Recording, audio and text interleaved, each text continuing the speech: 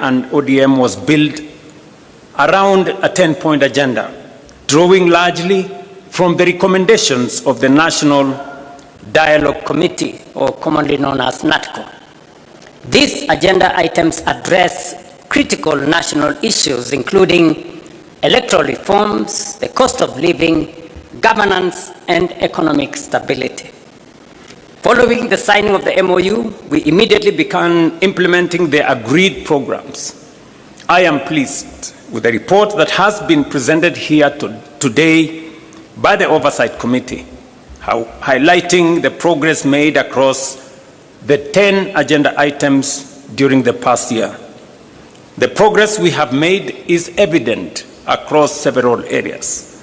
Our country today enjoys greater stability, and the partnership has created an environment in which government programs can proceed without unnecessary political disruption. Opportunities for our young people are expanding, with government programs now reaching hundreds of thousands of young people across the nation. Through initiatives in housing, health, agriculture, education, the digital and creative economy, as well as the labor mobility programs, we are deliberately expanding new avenues for employment. Allow me, ladies and gentlemen, to paraphrase, because I have been particularly meticulous in trying to find out where we are in the process of implementing the 10-point agenda. And just for the record, the 10-point agenda was not imposed on us. The 10-point agenda was our commitment, voluntary commitment between our parties in respect to the people of Kenya. There are some people who want to appoint themselves supervisors, as if we met the commitment to them. We did not make the commitment to them. We met the commitment to the people of Kenya. And our responsibility and reporting is to the people of Kenya. And let me say the following. We did this, and we set the standard very high ourselves, because we believe that is what we should do for the people of Kenya. Not because anybody forced us, not because anybody imposed it on us, but it is because it is our commitment that Kenyans deserve a higher standard of leadership and delivery. I know the matters of NADCO has been spoken very ably by the presenters of the report. We all agree that one of the most pertinent issues in NADCO was the issue of electoral reforms, and especially the appointment of commissioners to the IEBC.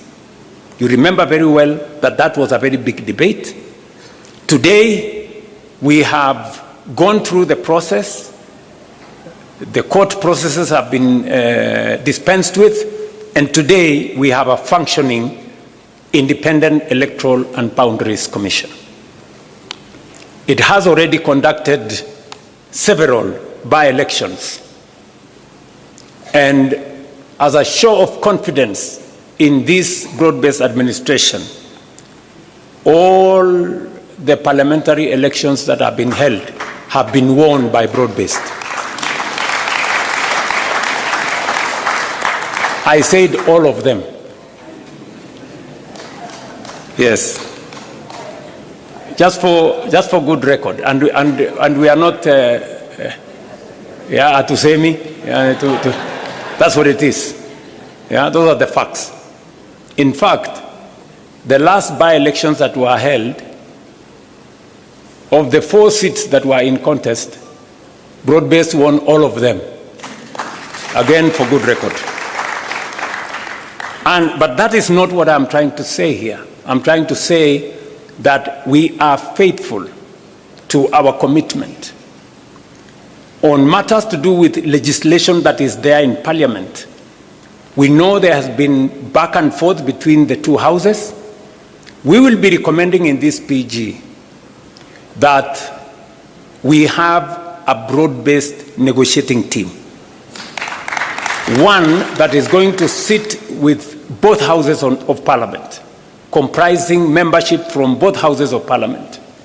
Because if broad-based decides, parliament will decide. Is that true? Yes.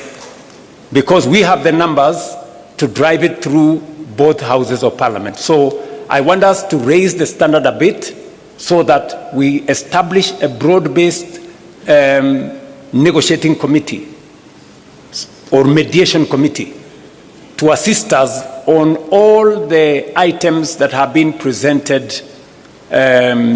for legislation in Parliament by NADCO.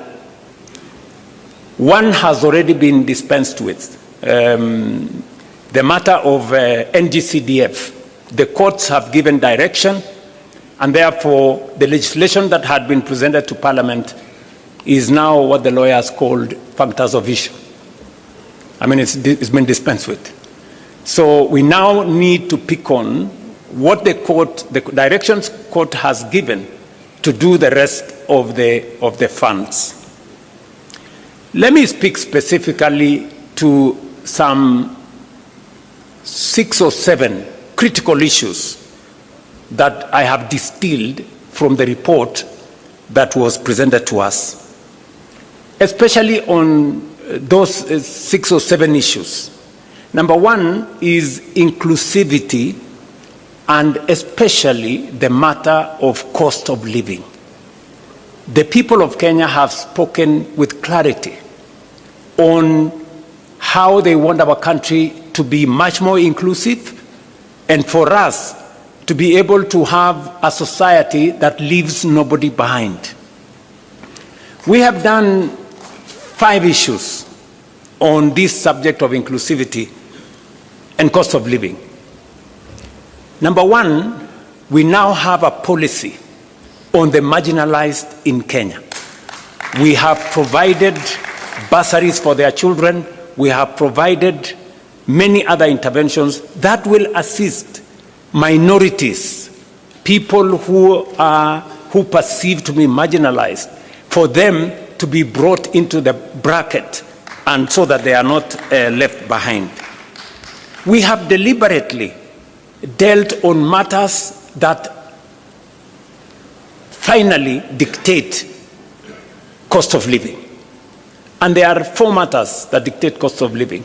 Cost of food, cost of fuel, because it influences our transport, the cost Kenyans pay for healthcare, and the cost Kenyans pay for their children to go to school. We have addressed all the 5 issues. Number one, on food inflation, on matters to do with food, we have transformed our agricultural sector. We can confidently stand here and say we did, over the last year or 2 years, we have produced more maize, we have produced more tea, more coffee, more sugarcane, and the whole productivity space has risen.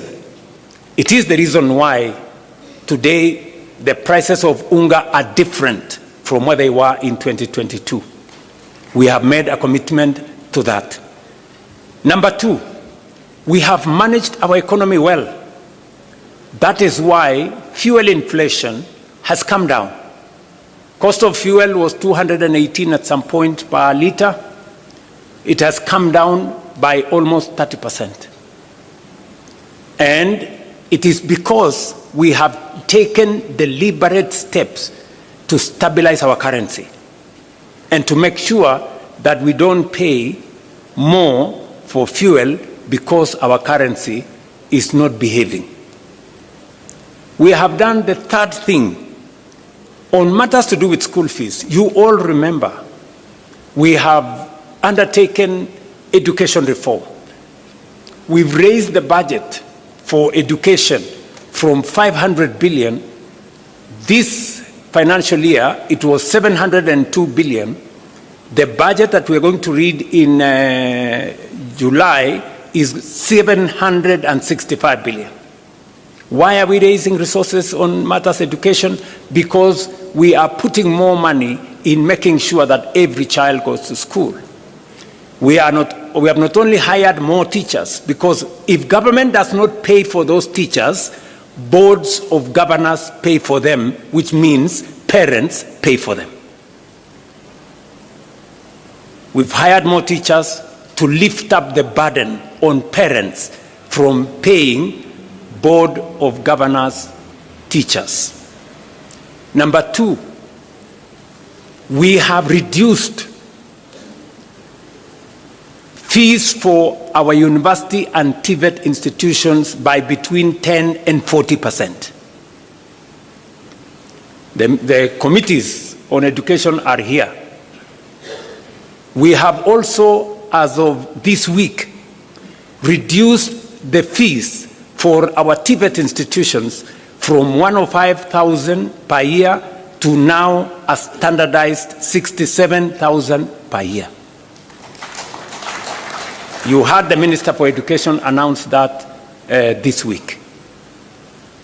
It is because we want to make sure that we lift the burden of parents on matters to do with school fees. And that is the standardized fee. And then we will now go in with all the bursaries the counties are given, all the bursaries the NGCDF is giving, and we have signed agreements with counties. You remember the Comptroller of Budget did raise issues on counties supporting bursaries.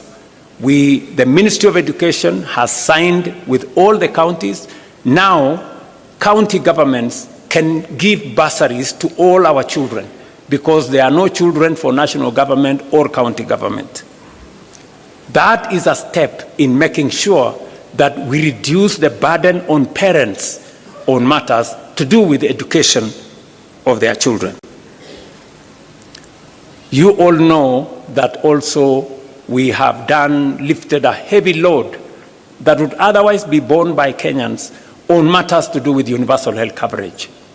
Today, as the numbers we have been told here, we are actually closing to 30. I think by next week or the week after, 30 million Kenyans will be on social health insurance. And this week, forget about the propaganda in the headline of the news that we lost, some 50 billion can be lost. You know, people are mad. If we lose 50 billion, it means there will be nothing to pay, no hospital. This week alone, we are paying 16.2 billion shillings, this week alone, for PHC and for SHIF. This week alone. We are paying the highest amounts of money to any hospital that has ever been paid under any other administration or under any other program. That is the reality. That is a fact. So, in terms of cost of living, we are dealing with health to reduce bills paid by citizens. We are dealing with education to reduce bills paid by citizens. We are managing fuel to reduce transport costs. We are dealing with food so that we can reduce the cost of living. So I want members of this PG to walk with your heads high. This administration, the administration you have formed, is tackling cost of living head-on. And finally, we are making sure that more Kenyans have income. Today, I report to this PG, we have 1.8 million Kenyans who are not working in 2022. Today they are working.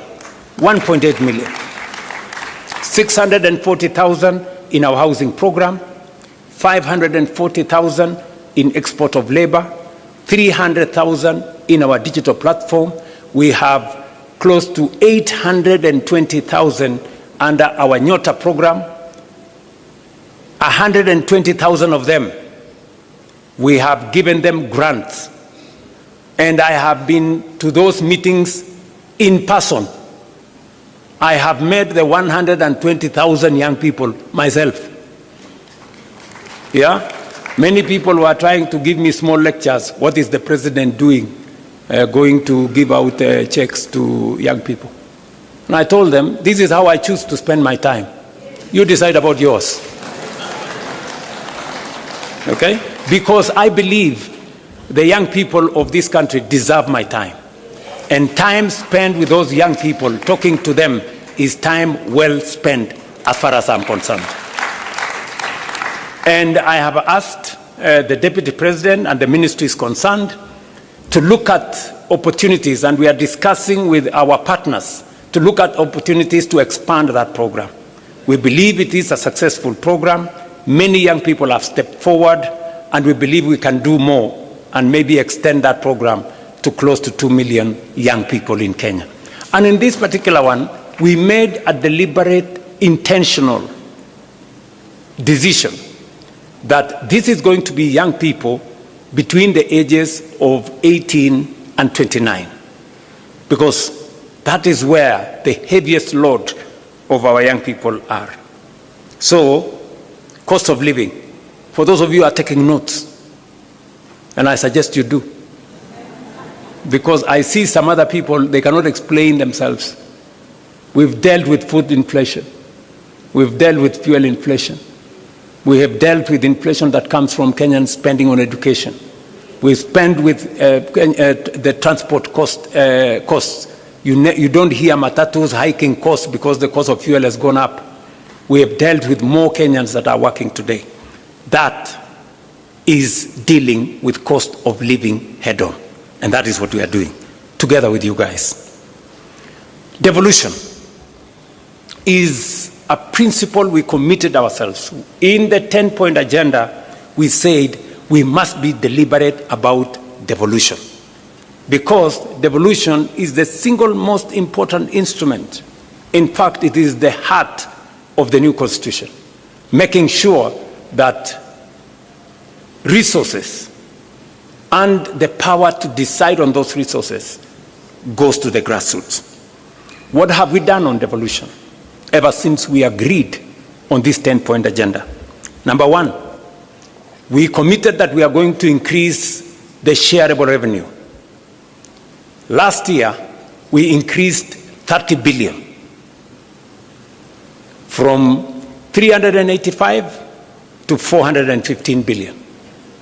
This year, we are going to increase from 415 billion by another 35 billion to 450 billion. That is the commitment we made to ourselves that we would do. Number two, in the past, disbursements to devolved units would go, and by the way, I'm talking about shareable revenue. I'm not talking about all the resources that go to the counties. Aside from the 415 billion that's going to counties, we have another 70 billion that is going to counties. That is close to half a trillion to the counties. We might be asking a few questions to our governors. Yeah?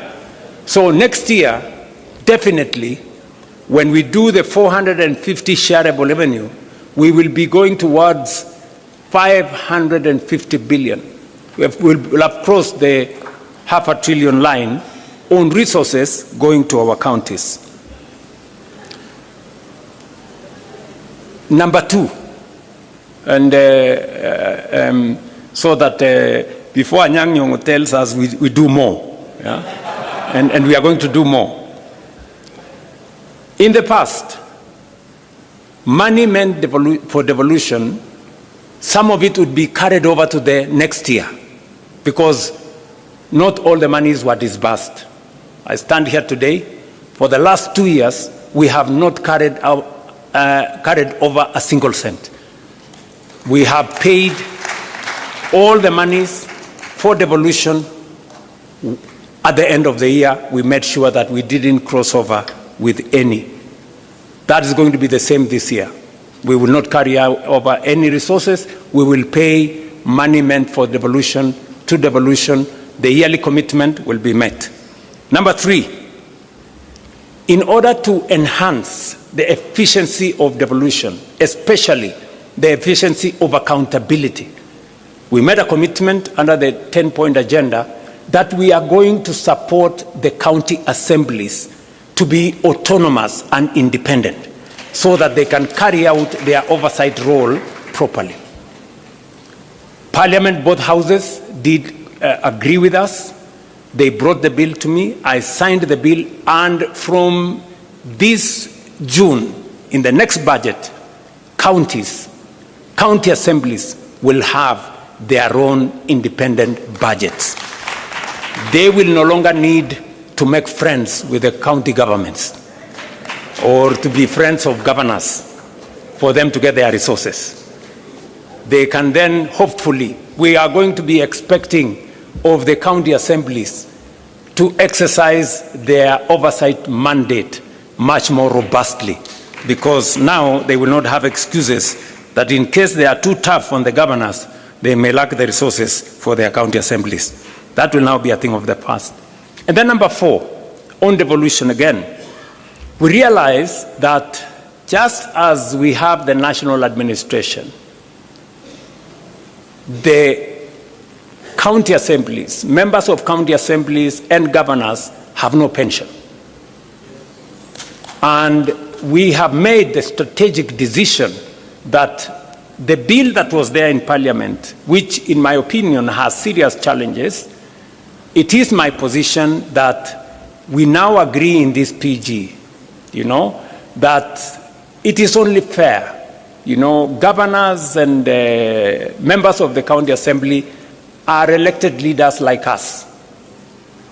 The same way we have pension, it's only right that they have pension. We all agree on the principle of contribution. The same way we contribute pension, they too, and I don't think they have a problem contributing to the pension. So it is my request to this assembly that we change the law that currently is in Parliament so that we include governors and we make sure that that pensions bill is contributory. Yesterday, I did sign into law the pension benefits for judges. I don't think we should leave our governors and county assembly members behind. So those are the 4 fundamental things that I wanted to say on matters to do with enhancing, supporting, and integrating devolution into our governance system. Finally, now that the court has pronounced itself on the matter of CDF, it is my belief that the bill on ward fund that currently is in Parliament should now be fashioned along the recommendation that has been made by the court and fast-track it so that our county assemblies can equally have a legal framework to guide on matters to do with ward fund. And I don't think this great assembly of PG has any problem with that. Do we really have a problem with that? Very good. So I think that will be the next thing we are going to do. And I appreciate that many governors have already implemented the ward fund even without this legislation. Now, let me go to the third issue that I thought is important for us. The matter to do with leadership, integrity, and the fight against corruption. This is a key commitment that we made under the 10-point agenda. Now, let me say the following on this matter. Number 1, as part of our commitment to leadership, integrity, and the fight against corruption, you know very well we had a candid conversation on holding ourselves as leaders to the highest standard of integrity. You remember, members here, I don't want to remind you, but you remember we had a difficult decision. We had a difficult conversation, right, on that matter. It is because we chose ourselves, these members, we chose that we need to raise the bar. And I want to thank members of parliament here. You passed the conflict of interest bill, which I signed into law. If there is a demonstration of leaders sitting here that they want to be held to the highest standard of integrity, it is your passing of the conflict of interest bill. Today, it is law in Kenya. And I want to congratulate both houses for stepping up and measuring up to the yardstick of integrity. Number two, we have taken the deliberate decision that to eliminate corruption, to remove inefficiency, we must digitize all government services. Today, from 320 government services in 2022, we have 30,000 government services digitized. That has significantly eliminated bottlenecks.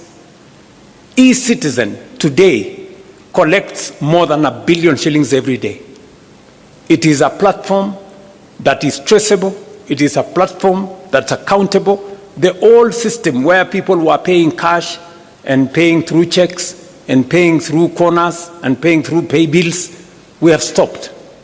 And today, if you pay on eCitizen, you don't need a receipt because it is traceable from who paid, for what service, to what account. We have digitized government services as part of our commitment to eliminating corruption. Number two, I did sign into law, June last year, the money laundering and anti-terrorism financing law. Again, as our commitment as an administration and as a country to transparency, to accountability, that illicit flow of money does not find its way into Kenya. As I speak to you, we also undertook three significant steps as a means of accountability and reducing on corruption. Professor Anyang, who was in our treasury, will tell you we have been struggling for the last almost 20 years to do what we called single treasury account. It has never happened. It has happened this year. We have been struggling to do what we call zero-based budgeting, meaning that we eliminate confusion. There was an element where people were saying corruption is budgeted. This time round, we are introducing greater accountability on budgeting to make sure that for every budget, every year we bring it to zero. We know what was achieved, what was not achieved, and then we plan again. So those two, and then finally, we are undertaking the e-government procurement. We know it has caused difficulties. It has not been easy. But it has not been easy because those people who are used to manipulating things and tenders and what have really fought this matter. We agreed on EGP like 8 years ago. I think it was 2020. It has been in the books. It has never been implemented. We have implemented it this year. Why? Because we want government procurement to be transparent. We want accountability. And we want to know if you are selling to government, are we getting a fair price? Who is supplying the tender? For how much? And it must be open in a portal where all people involved can follow, so that if I don't get the tender, it means I was not the lowest or I did not meet the qualifications. That is what we are doing in matters to do with integrity and making sure that leadership is held to account. Let me also say that we have enhanced the place of the Kenya Anti-Corruption Commission. They have concluded 143 cases, investigations. They have already obtained in the last 3 years 86 convictions. And because we have always been told convictions is a challenge, we have achieved 86 convictions, and especially we have enhanced their capacity to seize assets. We've already obtained assets of 9.8 billion, which have now come back to government, and we are pursuing assets worth 22 billion, assets that were obtained by corrupt means. And we say those assets must be surrendered to the government of Kenya. On the fourth item that I wanted to speak to is on the matter of debt. In fact, if you look at the 10-point agenda, there was a bullet, standalone, national debt. The national debt has been a very big challenge to Kenya. In fact,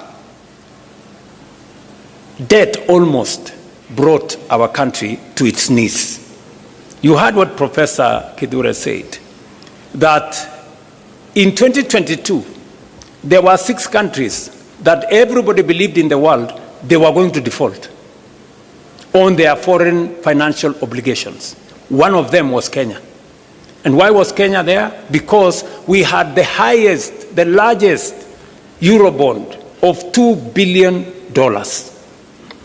And I remember my good friend John Buddy saying, I mean, this debt was there, everybody knew it was coming up, and nobody was doing something about it.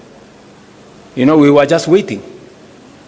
And so the first thing when we came into office, we said we can't. This country cannot default, because many people don't understand the consequences of a country defaulting on its foreign obligations. It just turns your economy into something else. Just look at what happened in one of our neighboring countries. I don't want to mention names. When they defaulted, their currency was devalued by 100%. Just imagine Kenya's currency moving from 120 to 240. Would we have a country left here? And you know, there were very many people who were persuaded that the Kenya currency was going to go to 200. In fact, I remember speaking to one of the bankers, who is no longer my friend, because he was among the people who, you know, imagined, they were already piling up dollars, because they imagined that when it gets to 200, they will make a killing. Unfortunately for them, they had to make losses, because the 200 shilling dollar did not happen. So we had to intentionally deal with the debt. What have we done on matters to do with debt? Number one, we made sure that we did whatever it took. And I appreciate that I had to make some very difficult decisions for us to be able to escape that default. We had to cut down on spending by about 300 billion. We had to remove subsidies on unga. We had to remove subsidies on fuel. We had to eliminate, we had to stall some of our projects, because we had to pull back from continuous borrowing. That's number one. Number two, we did not just avoid default. We now went into a plan on how do we reorganize our debt. How do we successfully negotiate our way? I can confidently, that's why we went to the market. We went to the market in February 2024. We went to the market in February 2025. We went to the market in October 2025. And we went to the market again this February. To do what? To do liability management. The debts that were due next year, we now have no debts due in 2027. We have a small debt due in 2028. Then we will go to 2037. We have reorganized our debt portfolio so that it doesn't threaten our fiscal sustainability. And I must thank John Mbadi and his team at Treasury. They have done a very commendable job. Muwapigie makofi.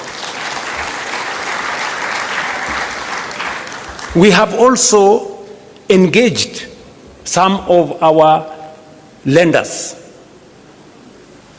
I do not want to mention names. I have had to go and sit with some of the lenders and tell them, guys,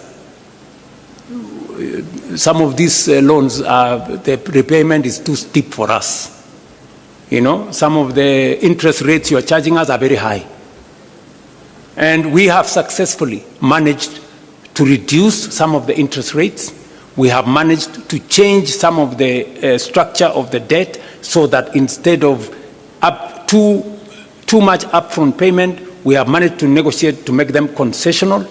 And today, I can confidently tell the country that we have avoided situations that would put a lot of strain in our budget. And number three, we have also decided that we are going to be innovative.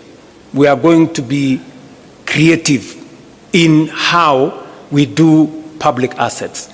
It is no longer tenable for us to continue borrowing. That is why we have said we are not taking any borrowing resources unless it is absolutely necessary.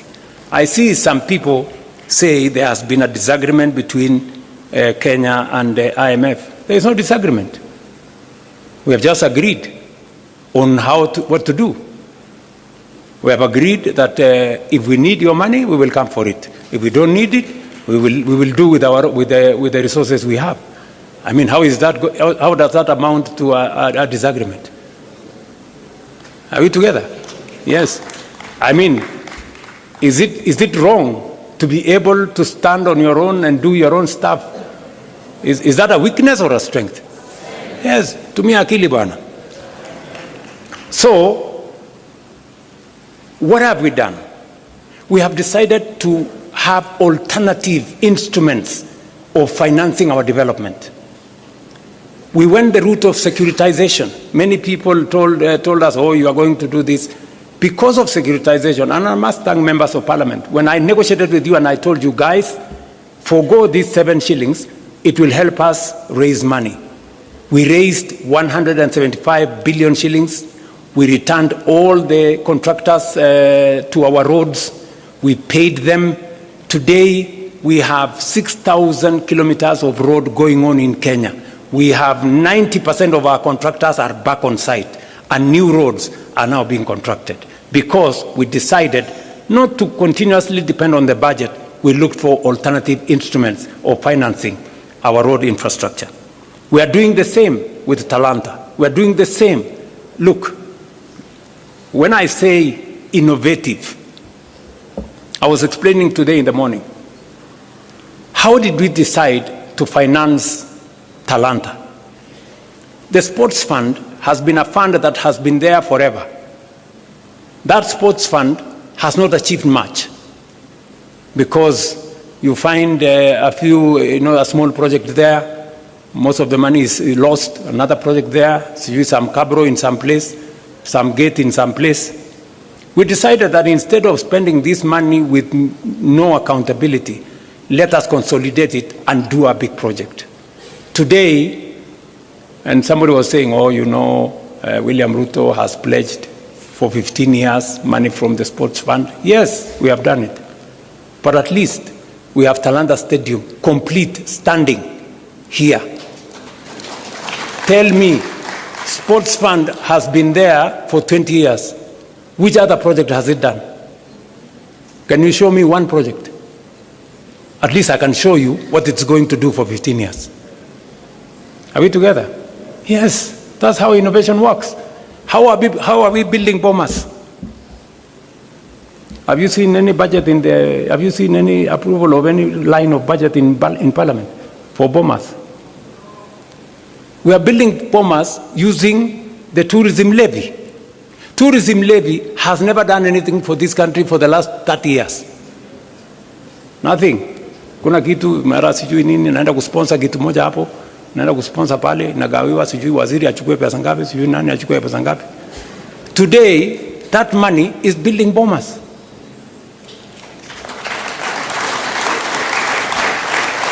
Friends, that is how thinking out of the box looks like. Kwani mlikuwa mnafikiri thinking out of the box ni kufanya kitu gani? You know, if we had gone to borrow money to build all this, we would be in trouble, you know. So we have decided to think outside the box. Securitization. We are discussing today proceeds from some of our mature assets. When we discussed about selling a stake in Kenya Pipeline, oh, many people said, oh, you want to sell the family jewel, or you want to sell this. We've done privatization before. We privatized Kenya Airways, we privatized KCB, we privatized Safaricom, we privatized I don't know which company. But today, we cannot account for the proceeds of that privatization. We are doing it differently. And that is why Parliament passed the National Infrastructure Fund. It is not an experiment, as I said yesterday. It is what other countries have done. It's what India has done. It's what the UK has done. It's what Ghana has done. It's what South Africa have done. And that is the way to the future. This morning, Leo, I rang the bell at Nairobi's Securities Exchange, and we collected 106 billion from the sale of our stake in Kenya Pipeline IPO. And we are going to put that money in the National Infrastructure Fund. You know, let me explain to you. If we don't have the National Infrastructure Fund, the National Infrastructure Fund gives us a different leverage. It multiplies that 106 billion 10 times. You know, not through magic, no, through innovation, creativity, and financing. And that is how we are going to have additional resources to do our roads, to generate more energy, and to do what our senior here, party leader, was saying. He said, we pretend that there is always an emergency in northern part of Kenya, when we know it's going to happen. Because of what we are doing now, if you read today's newspaper, we have already advertised for several dams. So when I talked about us using the National Infrastructure Fund and proceeds from privatization for building infrastructure, we are not talking about the future. We are talking about doing it now. We've already done the contract for Jomo Kenyatta. That is where about 15 billion shillings is going to go. And that 15 billion shillings is going to enable us raise 150 billion. Just by putting 15 billion. It's the same thing we are going to do with the dams. If you check today, we have already advertised several dams, because that is how we are going to cure the problem of food insecurity. Water harvesting, water storage, irrigation. That's how we are going to eliminate the shame of hunger in our republic. And we are beginning that journey today. Many people were asking themselves, will the National Infrastructure Fund be accountable? I want to tell you, yes, it's going to be accountable. It's going to be accountable to Parliament. It's going to be audited by the Auditor General. It's going to engage Cabinet. And we are going to make sure that no shilling of that money is going to go anywhere except for productive national infrastructure. I will be appointing the board tomorrow. The governing council tomorrow. Then they will be the one to competitively recruit the board, because we want to inject transparency into that space. I was saying this in reference to debt, how we are dealing with debt, and how we want to make debt not a threat to the Republic of Kenya. We've Number one, we have negotiated with our lenders. Number two, we have rearranged using liability management the debt portfolio. Number three, we are using different mechanisms to raise revenues for matters to do with the public infrastructure development. We are using private-public partnership. Finally, the Rironi-Mau Summit Road, we are not even investing money from the public. That is being built using private-public partnership. And that is how we are going to grow our country without putting too much burden on citizens on taxation or over borrowing from everywhere. So, national debt. So if anybody was doubting the commitment of the broad-based government or our commitment to the 10-point agenda, I have explained with clarity what we are doing, because we set up this exam ourselves. We wanted the highest standard for ourselves so that we can serve the Kenya people better. Let me go finally to one more issue, and that is the issue of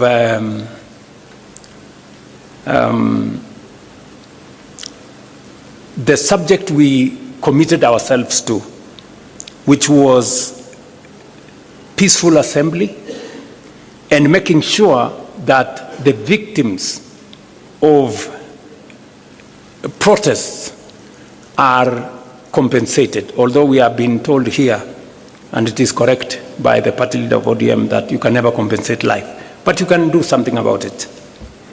What have we done? You know, many people are saying, oh yeah, maybe. I took the first step and gazetted a victims' compensation panel. It subsequently went to court, and the court held it for a while. Even as the court held it, we did some work. We have identified all the victims, as we talk to you, with the Kenya Human Rights Commission, with the Independent Police Oversight Authority. We have identified all the victims and profiled their names, and we have already made sure that we have a comprehensive list. We did not even stop at 2013. We went back all the way to 2017 to make sure that all those that were affected by protests from 2017 are now captured. So we have already identified all the people in there. We have provided resources. You will be approving 2 billion shillings to make sure that we have the resources to compensate those people. Finally, the court came through and gave direction on how that process should be done. And last week, we now, in compliance with the decision of the court, last week we gazetted a panel, as was recommended by the court, to expedite this process. And it is our belief that unless something else happens, we should be able to conclude this exercise before June, so that we can all be in that space. But we are not stopping there. We are saying we want to look at the future. And so I think it will be right for us in this PG to recommend that the Kenya Human Rights Commission propose a law to Parliament on protection of protesters. Let there be a law on how to protect protesters, because it is a constitutional right. We do not want to propose the law from the executive side of government. Let it be proposed by the Kenya Human Rights Commission in consultation with others, so that we can carry that through. Let me conclude by saying that aside from that, we have facilitated the Independent Police Oversight Authority to make sure that those security officers in breach are held to account. As I speak to you today, 35 cases have been successfully prosecuted and 49 police officers have been convicted. As I talk to you, we have another 30 cases that are undergoing disciplinary action in the police, and the process is ongoing. We have implored on the Police Oversight Authority to appropriate this mandate as efficiently as they can so that we can all move together in that same direction. On matters to do with the rule of law, I think it was explained to us here with a lot of clarity. Number one, we are facilitating the courts to make sure that they have the human capital to deliver on this mandate. I did swear in 11 judges of Court of Appeal. There is an ongoing process of hiring more judges. There is also an ongoing process of hiring more magistrates. We have provided the resources for that. We did provide also resources for the mobility of our judicial officers. They wanted some vehicles. We have provided the resources for them. They wanted the resources to do e-filing across the country. We have provided resources for them. And yesterday, as I said, with the passage of Parliament of the benefits, especially pension benefits bill for judges, yesterday I did sign it into law so that we can give our judicial officers greater capacity and be able to, for them to be able to appropriate and discharge their mandate as is required of them by the Constitution. So, in a nutshell, these are the items I wanted to speak to you about, just as summary of the items that we are engaged in as an administration. And we are not doing this to satisfy the 10-point agenda. No, we are doing this because it is good for Kenya. And because we made a commitment, not by force, but because we wanted to do it. And I am very confident that working with you, we will find the way into the future together. Finally,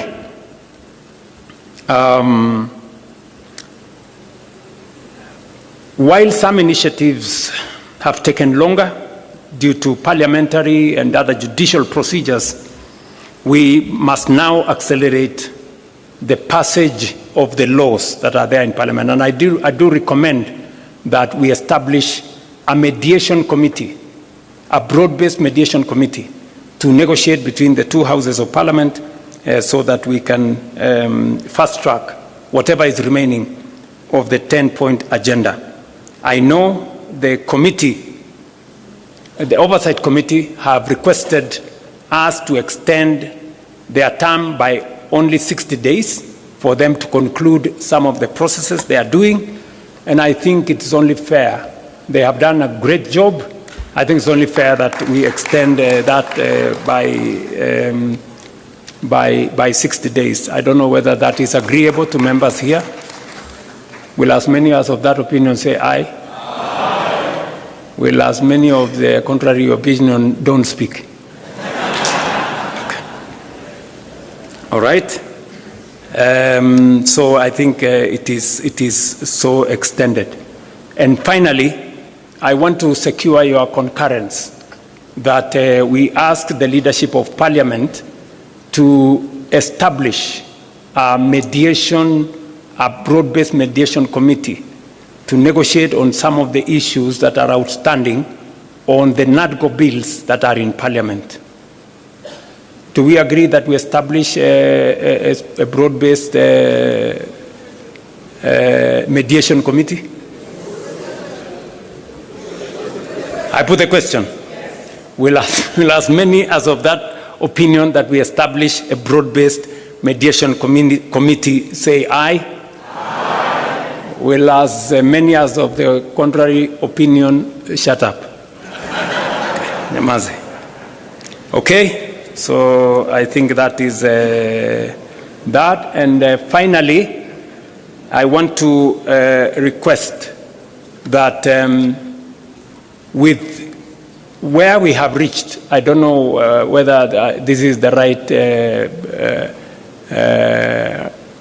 point for us to say this, where we have reached in the consultation, I will maybe want to ask the leadership to come and read for us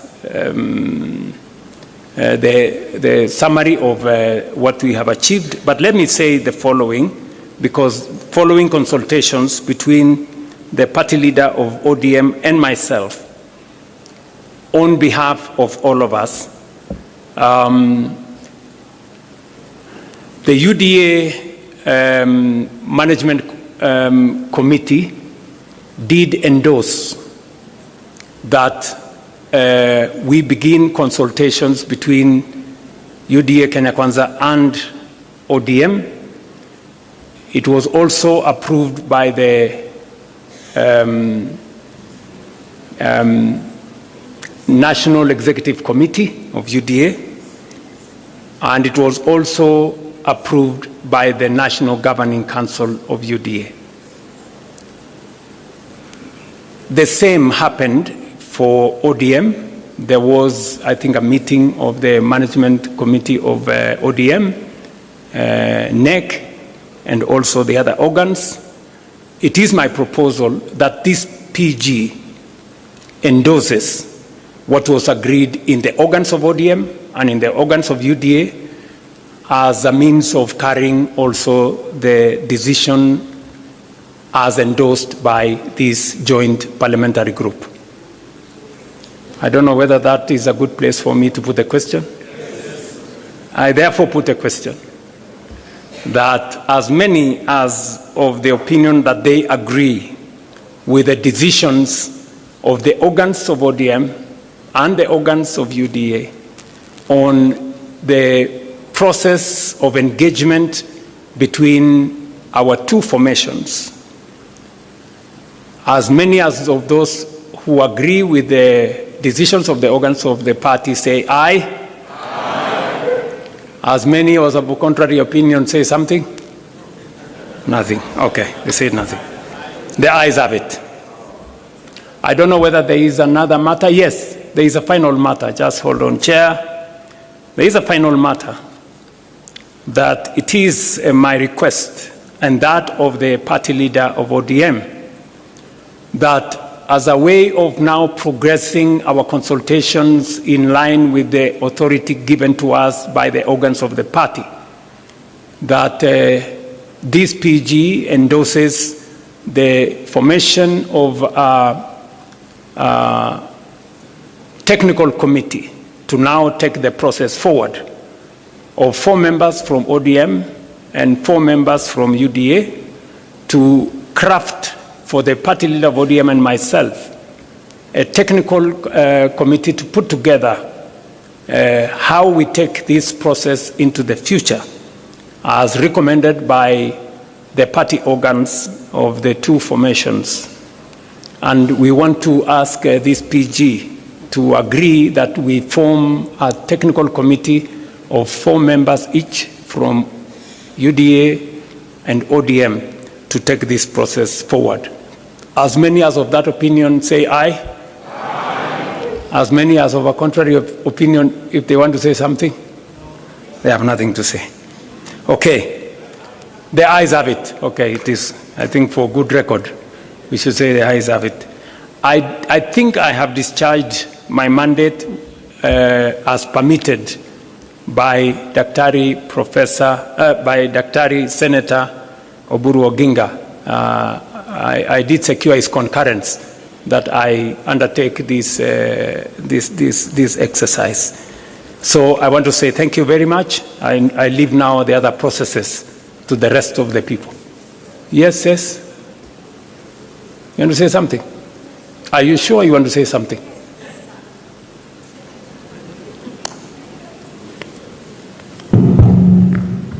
Sir, I'm sorry I have to speak before you come down. Please say something about the 2/3 gender rule.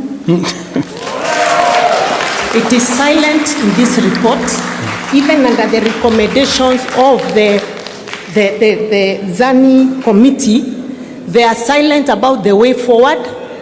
No, it is not there. It's there. Just mentioned. It is there, can somebody read out the Chair, it is there, says. Your Excellency, please let me read for you. We cannot make such a fatal mistake. You know, Your Excellency. Item number 1, constitutional amendment. Yes. Yeah, but so, you know, sir, you know how critical this matter is. Yes. Your pronouncement means a lot to the women of this country. It is very, very important that this is mentioned right here and now. Respectfully. Let me be specific. Let me be specific. Part of the reason why we believe there is need for a broad-based mediation committee is because the constitutional amendments that have been proposed, including that specific one on 2/3 gender rule, we need as a broad-based to agree on a common position, both in the National Assembly and the Senate. And primarily, that is the reason why we are proposing that mediation committee. And we all agree in this PG that we are in support, at least Party Leader Oburu Oginga and myself support 100% the matter of the 2/3 gender rule, and this parliamentary group in its entirety, without any exceptions, support the 2-gender rule. We'll ask 2/3 gender rule. Will as many as of that opinion say aye? Aye. Honestly says, we are all in. Yeah, we are all in. So thank you very much.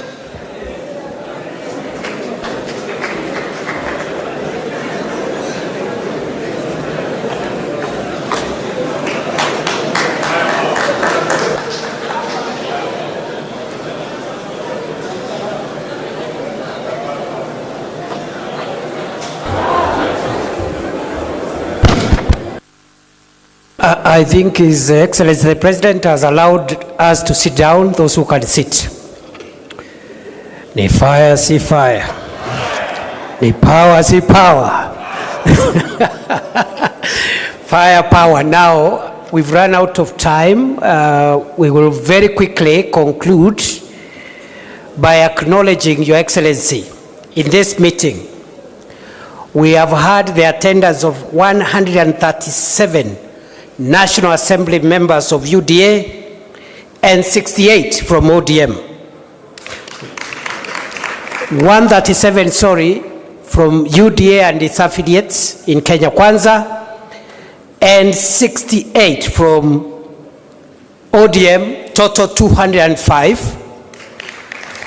Members of the Senate from Kenya Kwanza, 22, and 38 from ODM, total 60.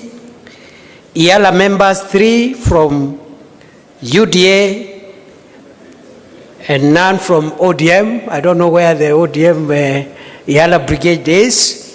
The total numbers, National Assembly 162, and from National Assembly 106 from Senate, total both houses 268. Your Excellency, we also have Excellency governors, maybe those who are still here. I see Waigoro, Sakaja, Mungaro, Ntutu, Governor of Lamu. I see some of them have left, and the Chair of the Council of Governors is also present.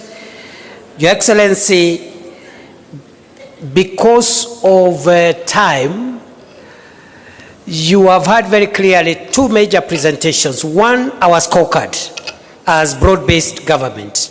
2, our progress on this long-term issue about the 10-point agenda. Our 2 leaders have spoken, UDA, ODM. So really, unless there is something, maybe a comment or 2, we can take them, and after that, I'll invite the House leadership of the 2 houses to come and flank those who will read the resolutions on behalf of the joint PG, and in the next 3-4 minutes we can be out of here. Yes, Honorable Luoch, quickly. Honorable Luoch. Thank you, Your Excellency. Thank you, the Vice President, the Deputy President. I have only 2 comments to make, one by way of way forward. The main issue that I want to say is the communication that comes out of here must be clear and succinct in terms of what the 10-point agenda has achieved. Correct. And I think His Excellency, the President, has properly captured this. Yes. Much more than I see on this report, and not because they have done a bad job. I think we must recall this document and capture what the President has said in terms of what has been achieved, so that what goes out to the public captures both what the President has said and what the committee work has done, so that we don't give any room for miscommunication. My second and last point on the issue of governance and the rule of law is to provide for a consideration on how we can strengthen political parties and continue to fund political parties as per the law required. Thank you, Your Excellency. Good job. Can we take a position on that? He thinks the President's explanation has been a little more... Yes. We can do an executive summary and release a dispatch maybe later today. Not immediately now. Release a dispatch on the 10-point agenda in a more comprehensive manner. So members of the press, you will have to wait until later in the day for that dispatch to be issued. And also the funding of political parties, I think we are in concurrence. Will as many of that opinion say aye? Aye. Will as many of contrary opinion say nay? The ayes have it. Right, other than that, any other comment? I think that was a very good input. I think we are good. Please, House leaders, one more from a lady member there. The last one. Yes. A point of correction. Yes. Talanta Stadium is now Raila Amolo Odinga Stadium. Thank you. That should also be reflected for the record. Corrected, please. Thank you. Thank you very much. Now, I think this is a good position to end because of the pressure of the parliamentary time this afternoon. Thank you very much, the leaders of the both houses of parliament, both from the UDA and ODM side. We appreciate your giving us an opportunity to assist in the running of the affairs of this meeting. I now invite the leaders of both houses of parliament from both sides, UDA, ODM, to step forward and we'll get the resolutions read. After that, Gitonga, you will call for the national anthem. We conclude the meeting. Thank you. Thank you, DP. We'll ask Honorable Soro, Millie Odhiambo, if you're in the house, please step forward, and the 2 SGs.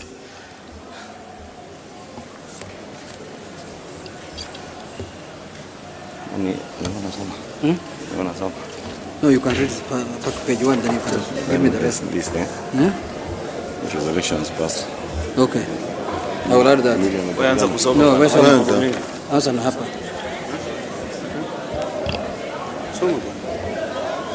SG. Millie. Can come here. Break the answer.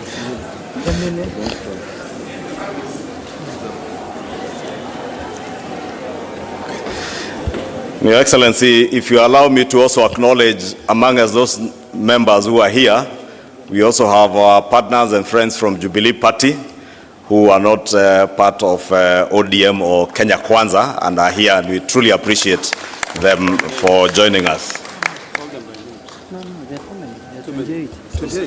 I'll now proceed to read the communique following the second joint ODM-UDA parliamentary group meeting held at the KICC today in Nairobi. The joint parliamentary group of the United Democratic Alliance, UDA, and the Orange Democratic Movement, ODM, held its second meeting at the Kenyatta International Conference Center, Nairobi, on the 10th of March 2026. The meeting has reviewed progress made in the implementation of the broad-based government agenda over the past year and received a report from the Oversight Committee on the status of the 10-point agenda agreed upon under the Memorandum of Understanding between the two parties. The joint PG noted with satisfaction that approximately 80% of the agreed commitments have been implemented. The meeting reaffirmed that the Memorandum of Understanding between UDA and ODM is anchored on a 10-point agenda drawn largely from the recommendations of the National Dialogue Committee, NADCO, addressing key national priorities, including electoral reforms, the cost of living, governance, economic stability, and institutional reforms. Members have observed that the partnership has contributed significantly to political stability and created an enabling environment for the implementation of programs aimed at expanding economic opportunities, particularly for young people in our country, while strengthening sound economic management. The meeting further noted progress made in stabilizing the economy and addressing the cost of living through measures including reduced inflation, the continuous fertilizer subsidies program that is supporting farmers across the nation, expanded health care and health coverage under the Social Health Authority, strengthened anti-corruption measures, and the revival of the stalled road projects through the securitization of the Road Maintenance Levy Fund. I want to invite Honorable Junet to continue. Oh, okay. The meeting resolved to extend the mandate of the Oversight Committee by 60 days to enable it to finalize outstanding matters arising from the implementation of the agenda. In addition, the joint PG agreed to establish a joint technical committee with each party nominating 4 members and the respective executive directors serving as joint secretaries. The committee will develop the shared policy agenda and priorities of the two parties, which will inform the work of a coalition framework to be considered later in the year. So this is the technical committee that will develop the issues and the things that pertain to the public and the two parties and lay ground on what issues the negotiation committee will discuss on the issues. The joint parliamentary group reaffirmed its commitment to continued cooperation in the national interest and to advancing reforms aimed at strengthening Kenya's democracy, stabilizing the economy, and improving the livelihoods of the people of Kenya. The PG resolved to adopt all resolutions passed by organs of the parties. That's the end of our statement, and thank you very much, Your Excellency. In conclusion also, in the spirit of strengthening political parties, I want to bring to the attention of the PG that ODM is owed 12 billion shillings as their money. 12 billion. If we get that one, then we shall be very happy. Thank you. I think, DP, I will invite you back to help us close the meeting and request members of the House Business Committee in both houses, please, immediately after this meeting, Honorable TJ, let us proceed straight into the meeting for the House Business Committee. Thank you. And with that, I'll request that we all be upstanding for the national anthem, which is our joint prayer as we come to the conclusion of this session. So let's all be upstanding for the national anthem. The anthem.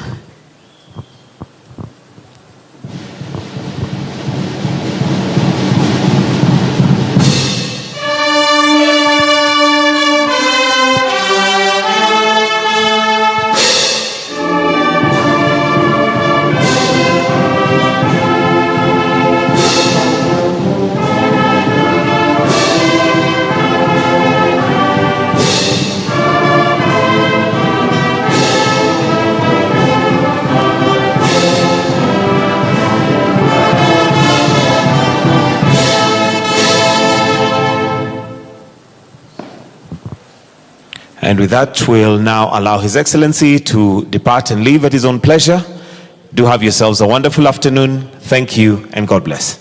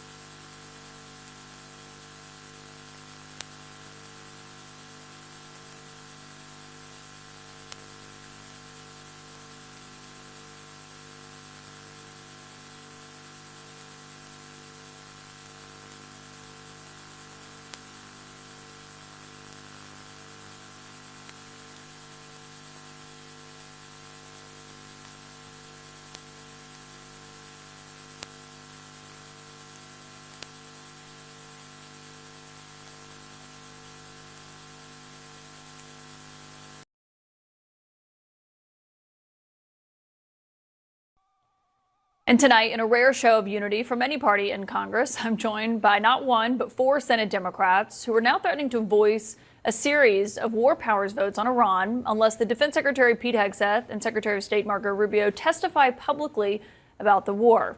Virginia's Tim Kaine, California's Adam Schiff, New Jersey's Cory Booker, and Wisconsin's Tammy Baldwin are all here. And thank you all for being here. Senator Baldwin, just on what you heard from the president today, is it clear to you how much longer this war could go on for? No, and this president has been anything but clear from the very outset. Weeks before the war started, he said he might intervene militarily to support the protesters in Iran. Thereafter, he talked about their nuclear program. Thereafter, he talked about their ballistic missile program. Thereafter, he talked about regime change. Now he's talking about protecting the Straits of Hormuz. And we keep hearing reason and shifting rationale. Look, the reason we need hearings is to allow the American public to have a say in this war. This president went to war, a war of choice. We were not under attack. We were not under imminent threat of attack. And the American people, through their elected members of Congress, have not had a voice in this yet. And that's why we're demanding hearings. Senator Kaine, I mean, I think a lot of people who are watching this or hearing what the president said today want to know how long the war is going to go on because they're paying way more in gas and they're seeing, what this is doing to the markets today. I wonder what you made of the timing of the president's comments. Well, I think none of us know the answer to that. And we've been in both open settings and classified hearings, and we haven't heard a rationale. We haven't heard a time length. We haven't heard a plan. And the question that we're asking is, haven't we learned enough from 25 years of war in the Middle East? Why do we need to be there now? And in particular, what the 4 of us want is public hearings. The administration has kind of come into this pattern in the last 13 months. Take military action without coming to Congress, not even consulting, much less getting approval. After the fact, offer classified hearings where we can't share with our own constituents the information about this war. I've got Virginians who were just told today they're going to be deployed with the George H.W. Bush carrier group in the Middle East.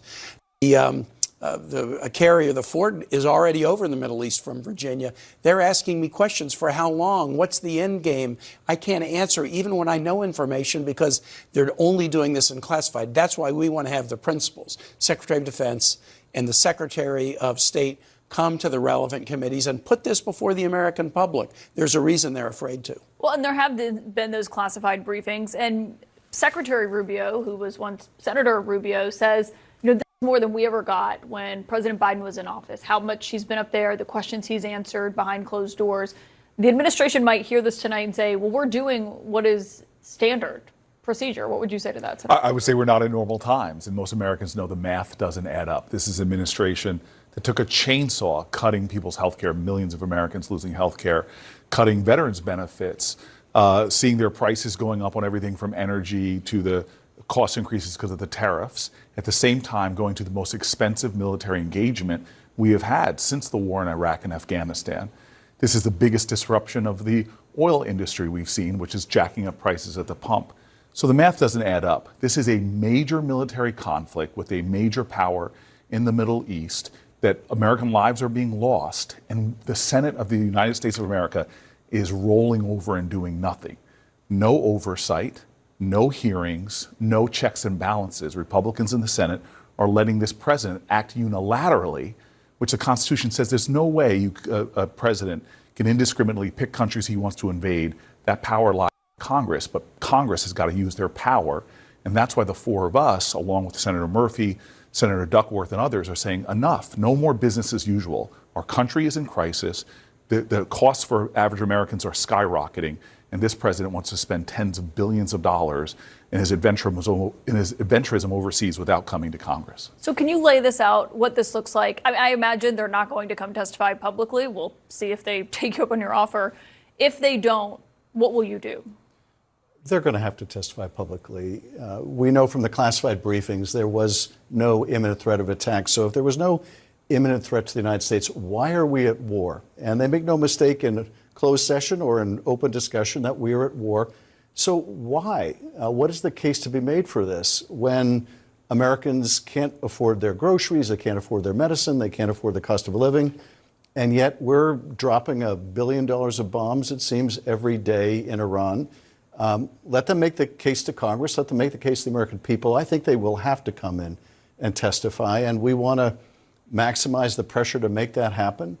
We haven't been in a war like this since the beginning of the Afghanistan war and the Iraq war.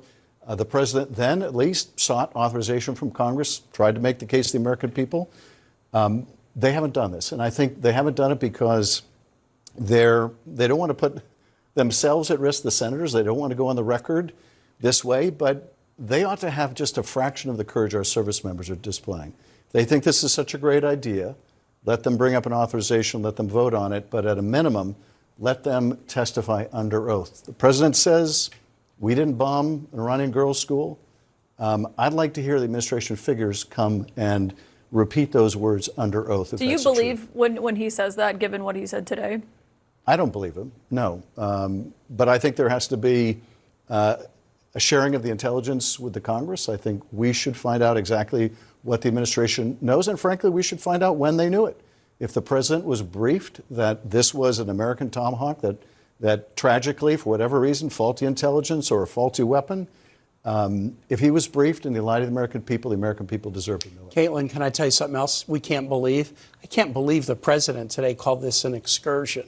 Imagine you're one of these families and you're watching your kid come home killed or your spouse come home killed. One is a Virginian. And you hear this president today trying to make light of it, calling it an excursion. That is so insulting. I hadn't heard that till you just said it, and my skin crawls when I hear that kind of disrespect. You know, Senator, I'm glad you brought that up because we do have video now of the dignified transfer happening right now, just a few moments ago, for the 7th U.S. service member who was killed in this war. It is 26-year-old Army Sergeant Benjamin Pennington of Glendale, Kentucky. He was assigned to the 1st Space Battalion, the 1st Space Brigade, a unit that is within the Army Space and Missile Defense Command. He died after sustaining injuries in an attack last week in Saudi Arabia. And this is the dignified transfer that just happened moments ago at Dover Air Force Base in Delaware. You can see there at the end of that line, Secretary Hegseth and Vice President Vance are on hand for this dignified transfer as the president is making his way back to Washington now. Obviously, this is an incredibly solemn moment for this family, to your point, Senator Kane, as they're bowing their heads before this transfer case where his body has been carried back to the United States, is taken to a van. You've been watching the dignified transfer for Sergeant Benjamin Pennington, 26-year-old member of the U.S. Armed Forces who was killed in Saudi Arabia. You didn't hear any audio in that, as that is a very solemn moment that happens at Dover Air Force